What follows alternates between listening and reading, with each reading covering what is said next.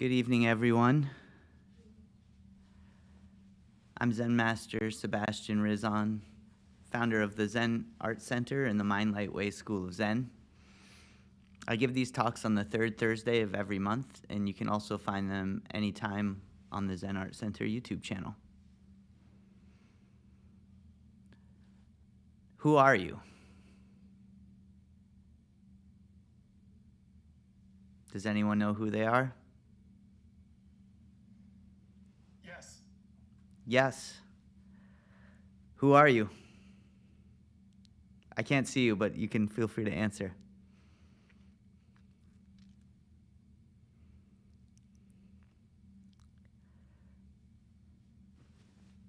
Who are you?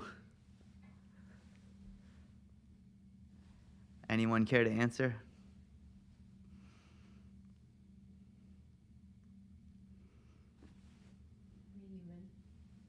A human. So, you can say you're a human. You can say your name. If you ask someone who they are, they generally tell you their name, right? But your name and human are just labels. Who were you before you had a name? This is the koan for today's class. A koan is a question or a statement that's supposed to point you to the foundation of your being.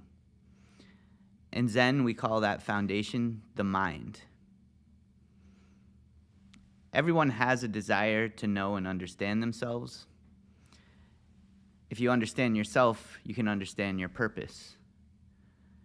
If you understand your purpose, then you can make better decisions about what to do in every moment of your life to serve that purpose. Oftentimes, we focus on our accomplishments. Your accomplishments can give you a sense of purpose, but quite often that feeling is a fleeting experience that doesn't last. This may be because the accomplishments were done to please someone else, or because of cultural or social pressure. If you don't truly understand yourself, you might not be convinced that these accomplishments line up with your true purpose. People have all sorts of ideas about themselves that form an identity. Have you ever considered how much of your identity is defined by other people and the society and culture you live in? Even your name was given to you by your parents. Is that really your true identity, or just a name that somebody else gave you? How much of your identity was defined by other people's labels and narratives versus your own unique understanding of yourself?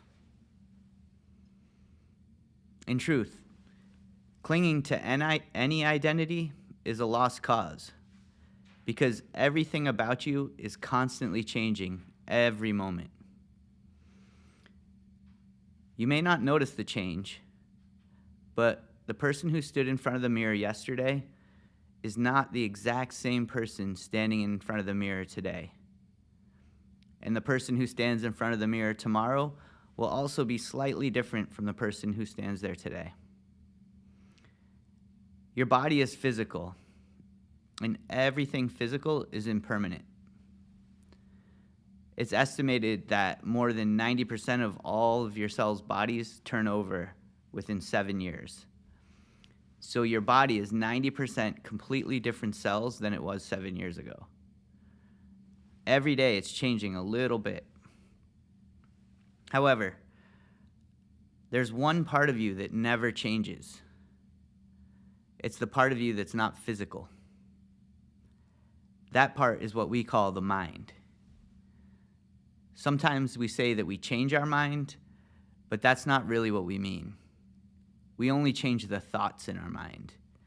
Our mind, which contains all of these thoughts, always stays the same. To understand yourself, you need to understand that part of yourself that never changes. You need to understand your mind. For the next part of this class, we're going to go over a few meditation techniques which can guide you to understanding your mind through experience. First, we'll start off with a breathing technique that can help prepare you for meditation. I want you to start by breathing a little bit slower and a little bit deeper than you usually do. Visualize your heart in the center of your chest as you breathe. As you listen to me, I want you to keep slowing down your breath and breathe a little bit deeper. Feel your breath coming in through your nose and mouth and collecting all the energy from your brain and moving it from your head into your heart. Imagine now that you're breathing with your heart.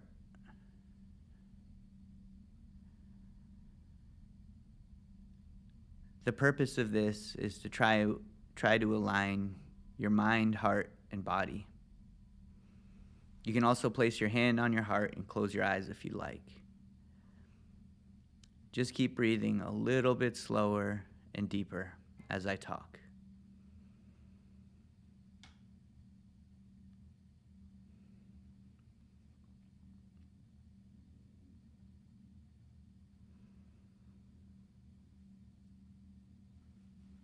This is a technique you can use to relax or reset yourself whenever you feel nervous or anxious, or whenever you feel like you need to switch gears from different activities you're doing throughout the day. You can use it when you wake up, before you enter a stressful meeting, before you go to sleep, or before you meditate. So let's just take a few more moments to take some slow and deep breaths.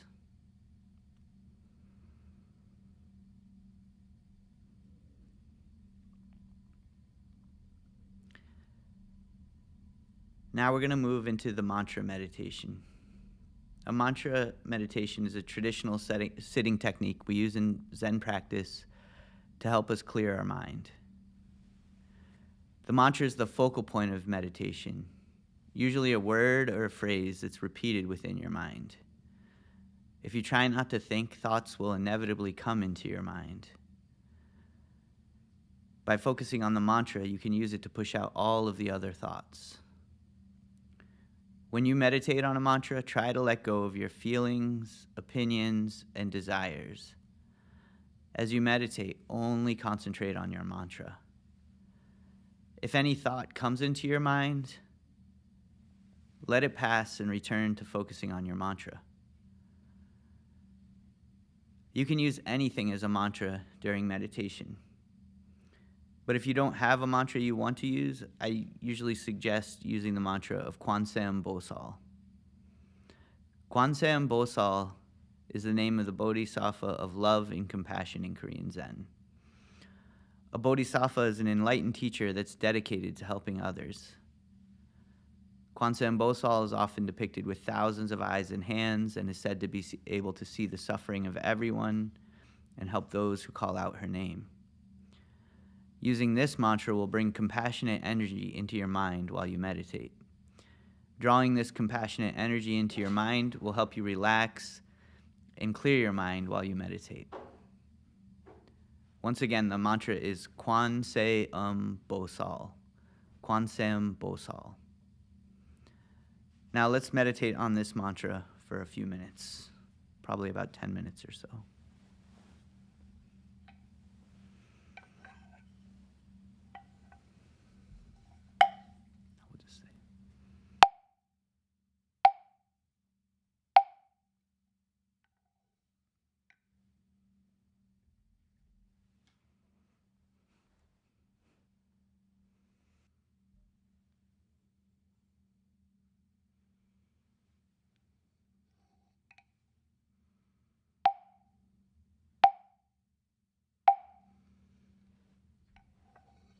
Okay, you can open your eyes.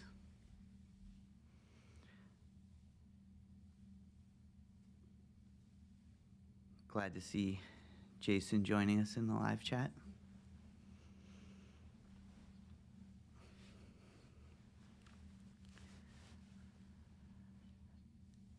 Now that we've used the mantra meditation to help us clear our mind, I'd like I'd like to point us to a deeper understanding of our mind. I'd like you all to close your eyes for a moment. So everyone close their eyes. And I want you to imagine yourself floating effortlessly in a boundless space that's completely dark and silent. You can't see or hear anything. You can't smell, taste, or feel anything in your surrounding environment. There's absolutely nothing stimulating any of your senses. Now imagine that you have complete amnesia. You have no memories of anything and no sense of time passing. You have no reason to feel sadness, happiness, anxiety, stress, or fear. You have no idea who you are, where you are, or how you got to where you are. You have no language to describe anything, and there's nothing to do. You sense nothing, and you have no idea about anything that ever existed. Yet you're aware and having an experience. This is pure awareness, completely empty. It's the fundamental, untainted experience of being. This awareness is the foundation of our being that never changes.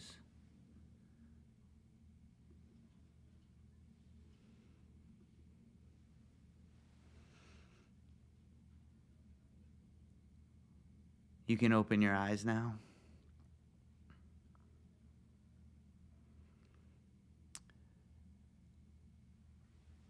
My words are trying to guide you to the experience of pure, empty awareness.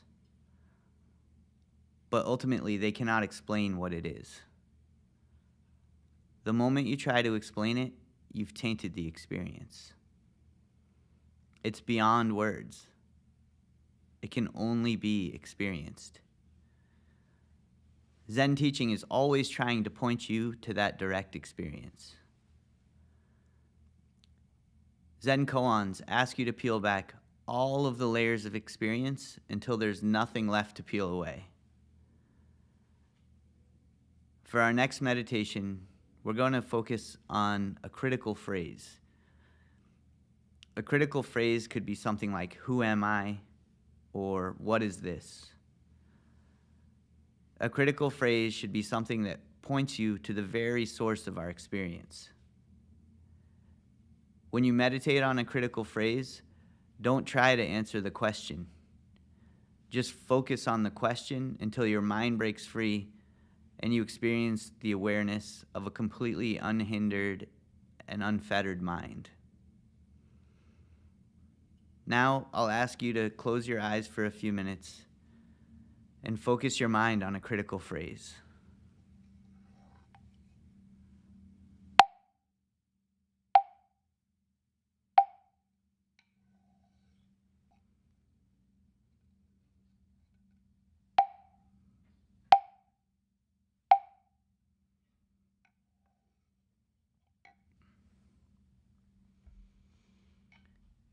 All right, you can open your eyes again. Thanks again for everybody joining us from Zoom and on YouTube. Hello to Gestalt. I think I'm saying that name correctly. But if you're on YouTube, you're a few minutes behind us, so if you want to drop questions in advance for the end of class, I'll be doing a question and answer.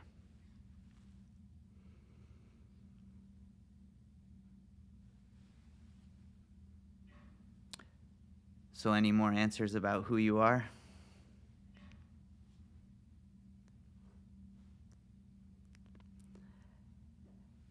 Everything you think about yourself is constantly changing.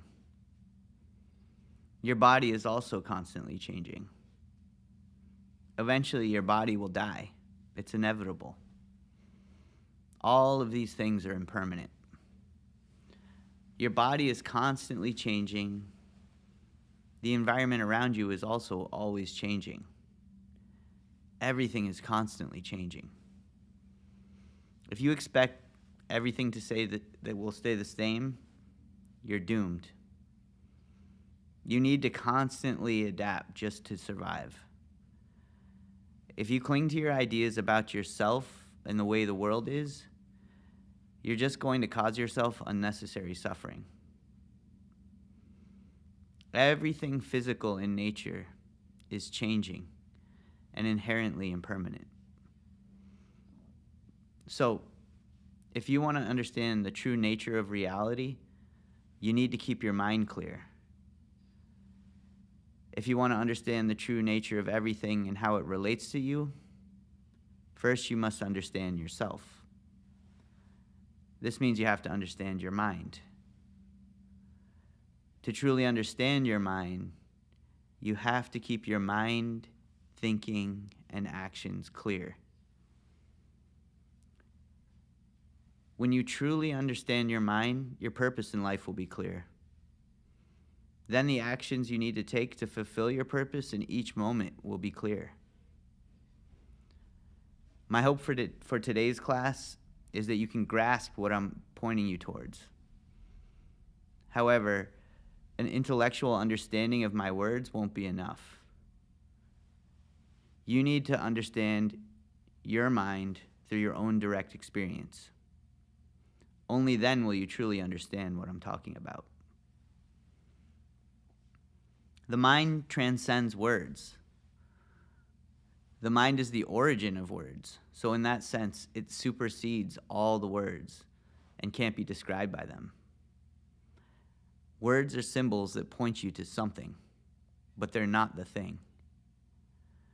When I say the word mind, I'm trying to point you to the foundation of your being.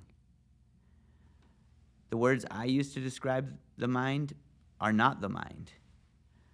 The words are like a map, but they're not the destination. The best thing they can do is point you in the right direction, but you have to figure out how to read the map and navigate yourself to get there.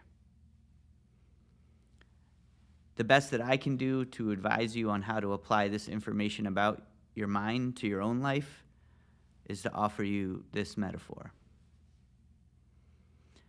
The mind reflects everything that comes in front of it like a mirror.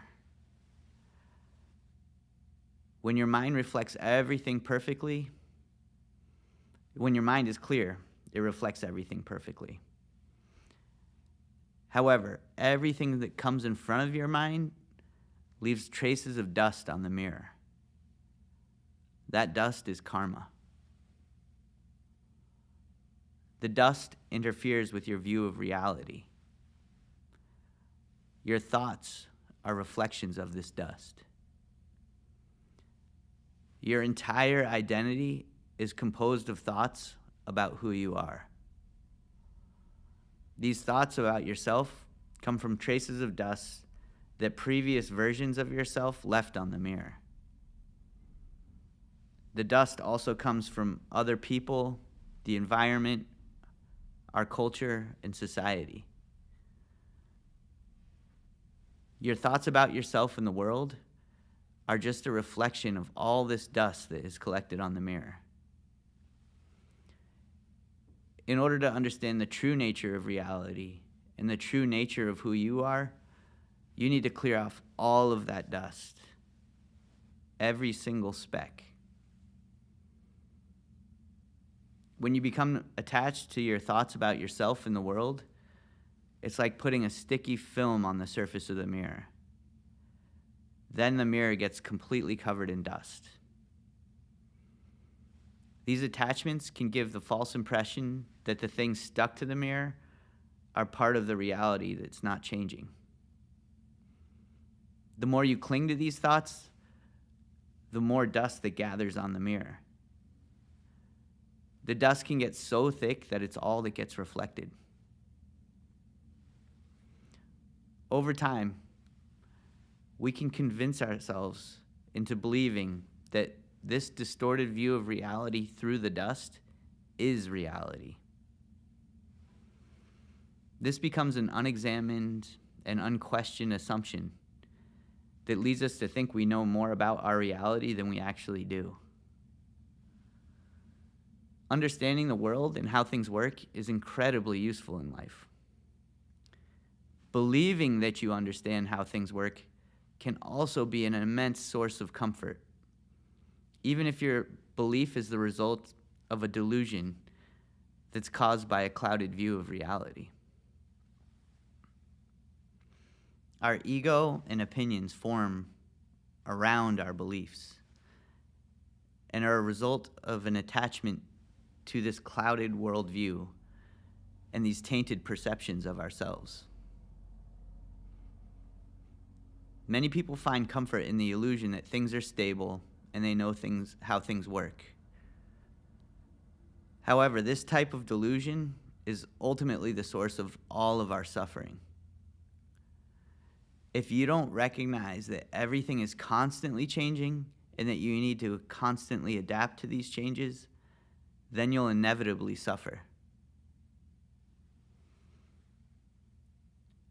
When we don't recognize that all of our suffering is the result of this delusion, we allow ourselves to cling to the delusions that bring us comfort, and we fear the things that contradict our worldview. Our ego resists the idea of cleaning off the mirror because it fears the unknown. It becomes comfortable for us to suffer what we know, and the uncertainty of what is under the dust brings about fear. Our ego convinces us that what is under the dust could potentially be a source of even more discomfort and distress. Ultimately, you have to decide if it's better for you to face the truth or bury your head in the dust. If you're already suffering, it might actually be easier for you to face the truth. You might look forward to the change in perception that clearing away the dust would provide. However, if things are really good and comfortable for you right now, you might think everything is perfect and you don't need to change anything. If you feel that way, that's fine. Just remember this talk. You might need it in the future. The only thing that's certain is that everything is impermanent, even the dust. The things that you think are stable and comfortable now are absolutely certain to change. Eventually, you and all the people you know and care about will die. What then? If you recognize that everything in front of the mirror is destined to change and you don't cling to what's in front of the mirror, then you'll realize there's no reason to suffer when everything changes. When you completely clear off the mirror,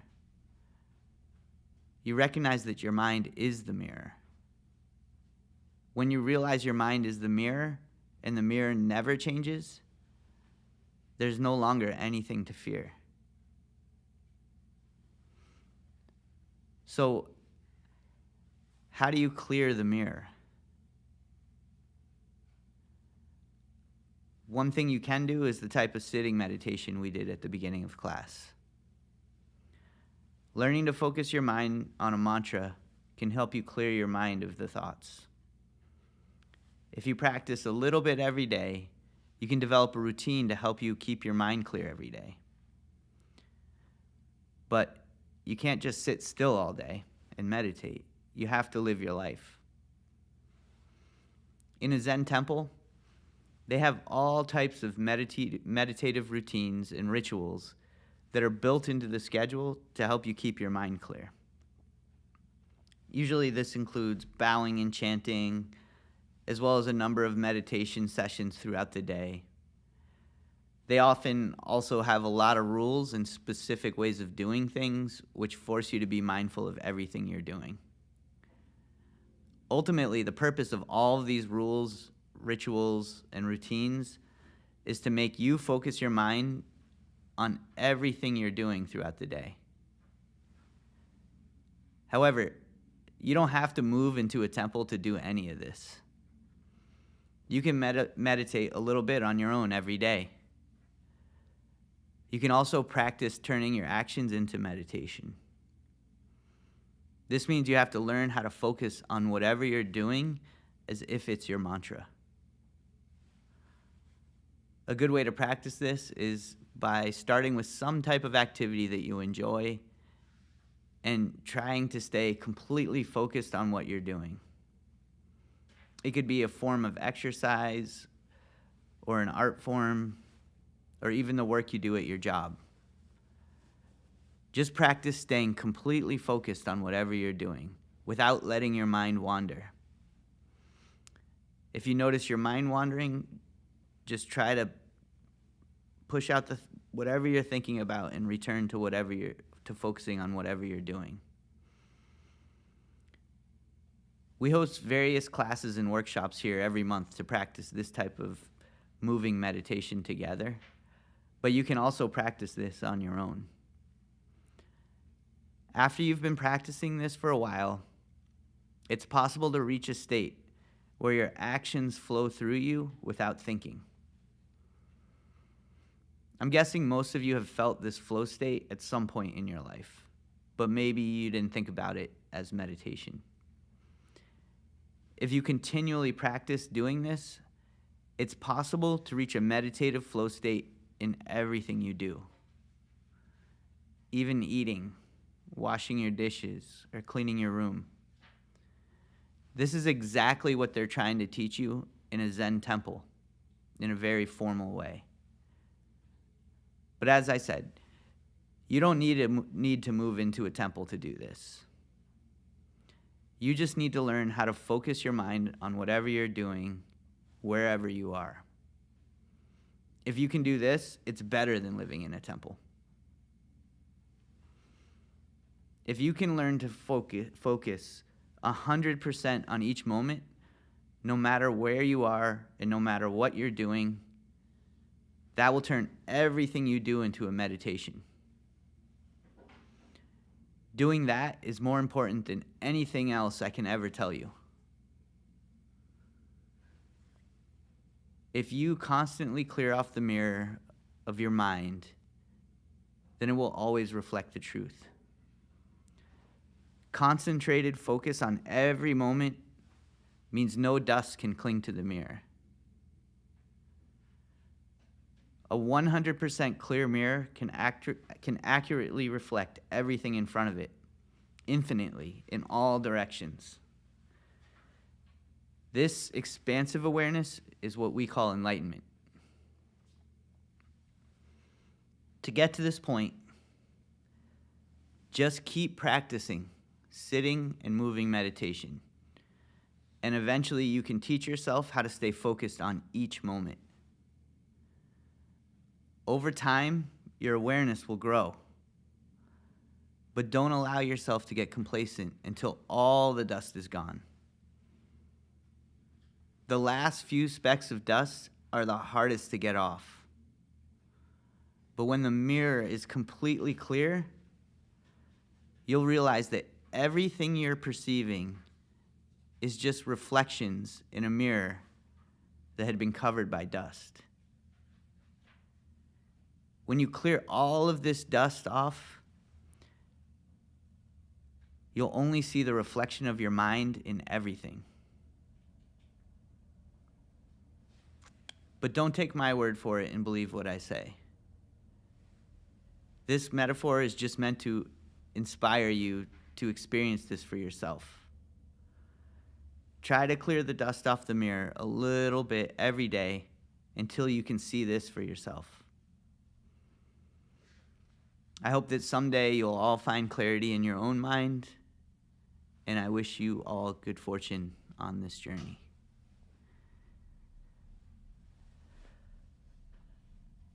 And with that, I will take questions from anybody here in person or drop questions in the live chat.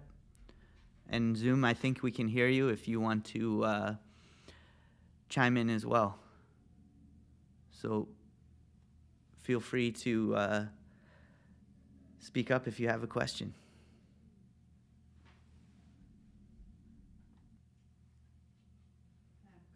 Okay, we have a question. Great. Can you speed up how, like, the speed at which the mirror gets clean, to use your metaphor, or does it get just clean by itself? By itself, just by practicing meditation, emptying your mind and calming your mind, not adding more dust to the mirror, and just cleaning the mirror, or like, is there like a fast track to having a clear mirror? Okay. The question we got was, is there a fast track to cleaning the mirror? And I think there is no real shortcut or fast track. I think the more you do, the better it will help you to clear things off. And one of the things I would say is the consistency is the most important, because you have to always live your life. You have to go through the day, and all of that is going to start to collect dust, and that creates the karma. And only by learning to focus your mind, clear your mind, you can use sitting meditation, you can use moving meditation, but the consistent practice is what's going to keep that from gathering there. And the more focused you are in each moment, the dust won't be able to gather. So it's not about creating good karma or bad karma. That's still karma. You have to clear out everything. And the only way to do that is through meditation. And when I say meditation, I mean focusing your mind either on a mantra in sitting meditation or on the actions you're doing in your life. And that is the fastest way that you can clear off your mirror, is just by maintaining your focus. And I think, yeah, is there a follow-up? Yeah. Is there like old karma or old dust stick to the mirror harder than new dust? So is there a benefit to like research this old dust and try to like scrub it off? Or new dust, old dust, it's all the same? Wait, say that again? Old dust, like, Yeah. let's old trauma, things that happened in like in the past, and you know how you grow up and everything in society, all of that is like old dust there on the mirror. And it's like harder to remove than newer dust of like actions that we're taking on everyday in everyday's life, right, like right now. So is there a benefit or reason that we would go and kind of analyze with a therapist, without a therapist, but like just put the light on this old dust, or would it, or does it not matter whether we like specifically analyze the old dust, and by just the process of meditation, new dust and old dust and everything just goes away? Okay, so the question was about old dust, the forms of trauma, the things that have become encrusted onto the mirror, so to speak. And the question was, was it worthwhile, I guess, to reflect on that dust? Whether we're using a therapist or whatever. I think sometimes in the process of in general, I will say it's not necessary to reflect on that. If you can let it go, then the result will be exactly what I'm talking about. But the problem is it's really hard to let go of, and some people are not ready to let go, and some people have a hard time recognizing that it's dust and it's not actually part of them. And I think that type of thing, if you're in that place where you're really having a hard time letting go, I think having someone like a therapist coach you through that could be very worthwhile. And so I think having a community to, share your feelings, share your struggles, share your challenges is also, people who are trying to do the same things with their lives can be very helpful as well.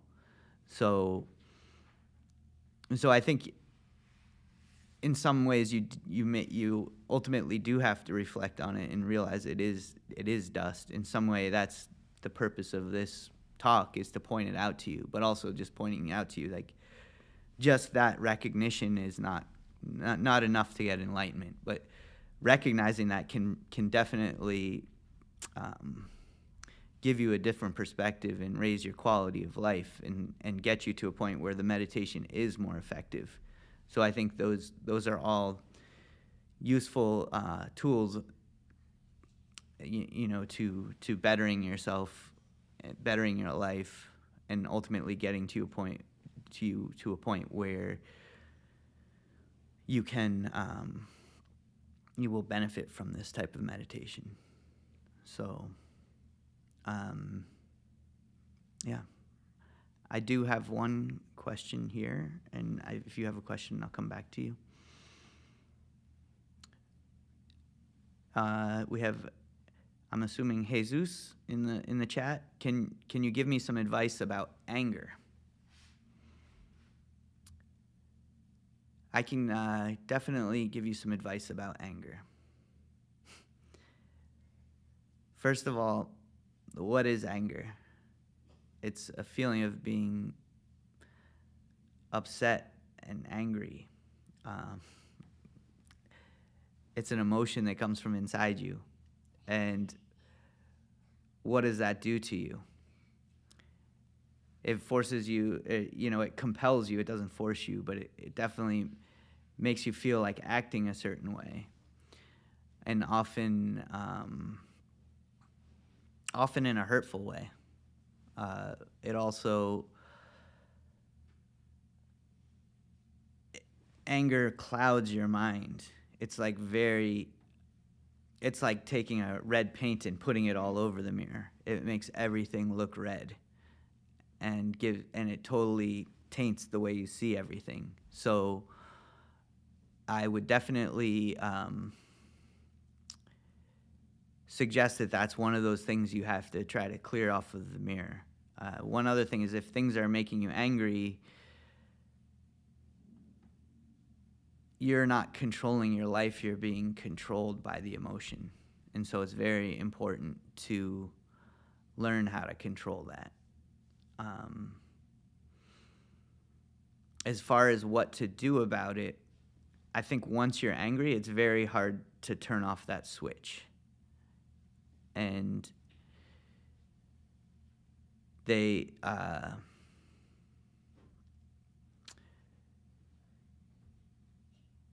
think one of the important things is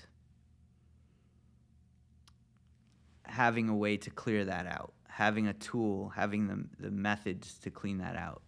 So when they talk about when in the Bible, isn't there something about someone getting slapped and you turn the other cheek? I think there's something like that, right? Excuse me but the reason I think like that was in reference to Jesus, I believe. But he's an embodiment of an enlightened person. So when he gets angry like everybody else, but he doesn't hold on to it. He just lets it go instantly. And that's what it's like to be enlightened. You don't have that attachment to the anger. How do you get there? That's the real big question. And what I would suggest is try doing some of these things that I suggested to you. When you get angry in that moment, go to the first technique we did, the breathing technique. Try to get a moment to yourself and just breathe slower and deeper and try to bring the angry energy from your head and bring it into your heart. And then exhale it through your breath and let it go. And then after that, after you've calmed down, and if you're having ongoing issues with being angry, try to develop a routine in your day where you're constantly clearing that out. So set up a time, maybe early in the morning, maybe a little bit in the evening, where you meditate for 5 minutes. Try the mantra meditation we used at the beginning of class. Do that for 5 minutes at the beginning of the day and 5 minutes at the end of the day. Then whatever is building up, hopefully you can release some of that just through the meditation, just through clearing your mind. And then also try to do some sort of activity that you enjoy. Go for a walk, do some yoga, lift some weights, draw some art, and stay completely focused on that activity. And that's going to help you learn to do a moving meditation. And then just try to keep your focus on whatever activity you're doing, and try not to let your mind wander off to whatever's making you angry. And the better you get at that, the less you'll hold on to that. And then whatever's making you angry, if you have a clear mind, you'll be able to take the correct actions to fix that situation, or at least to let the anger go, or to know to walk away. Or if you act out of anger, typically you end up in a situation where it goes back and forth and the anger just ratchets up. And so you need to learn some techniques and tools to ratchet that down. And I would say just go back through here and listen again to some of these techniques I'm suggesting and give them a try, and really try to do them a little bit every day. I think that is going to be the most important thing.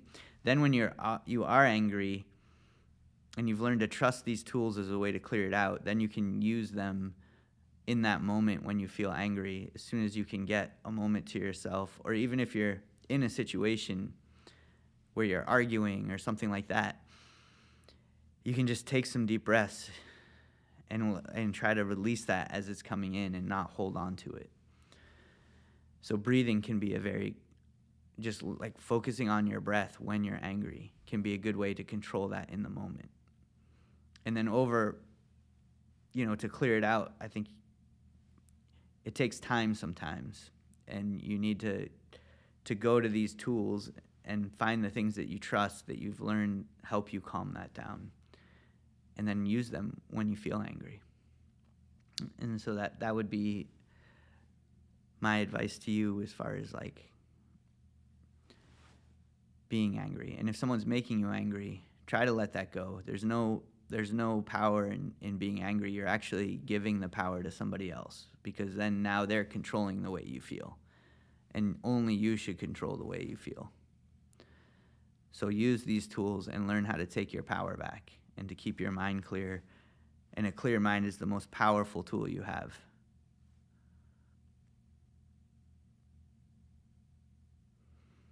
And to address what you said, Jason said, clearing the mirror too fast leaves streaks.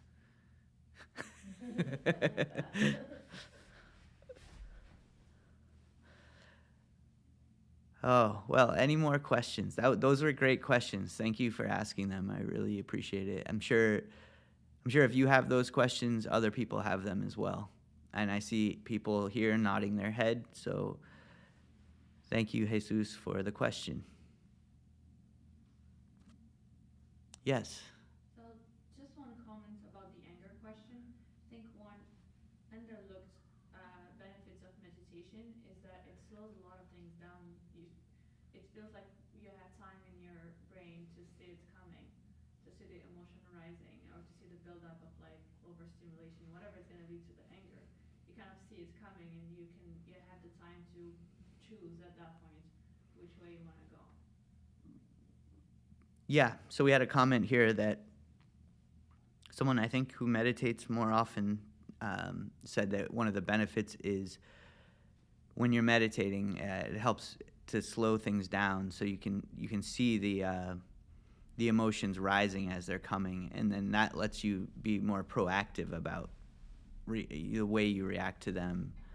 And I would definitely agree with that sentiment. So I think it's worthwhile noting that. But I do think it's easy to say that stuff, but if you haven't been practicing, it doesn't work. So the most important thing is practicing a little bit every day. Even when you feel good and you're not angry, that's an easier time to practice, and that's when you sharpen these tools so that they work when you need to cut through the anger. You know, if you're using a dull blade, it doesn't work to cut through the anger or the emotions. So the real important part is the practicing. And that's why they call it Zen practice, because it takes practice. And it is a practice. It's something you do, and you incorporate it into your life. And that's what they're teaching you when you live in a Zen temple. And all I'm suggesting in today's talk is you don't need to live in a Zen temple. You can do the same things in your own house, in your own time. And I welcome everybody back to this community and to these talks, and you can ask more questions in the future, and we'll all support each other in sharpening these tools and learning how they can help us through our lives. Any more questions?